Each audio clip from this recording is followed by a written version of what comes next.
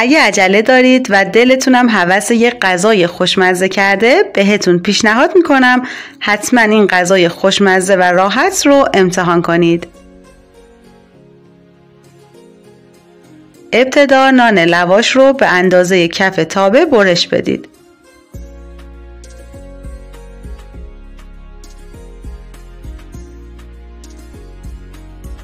داخل تابه کمی روغن بریزید و نان لواش رو داخل تابه قرار بدید.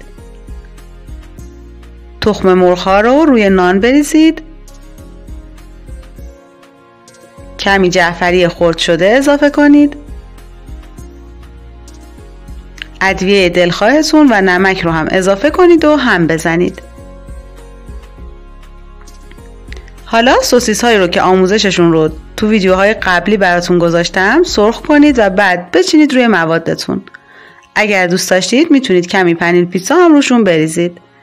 لایه دوم نان لواش رو هم روش بذارید، در تابه رو ببندید و اجازه بدید با حرارت ملایم یه سمت نون طلایی بشه. بعد برش گردونید تا سمت دیگه‌ش هم طلایی بشه. موادی که داخل نون میریزید کاملا سلیقه‌ایه و میتونید کم و زیادش کنید.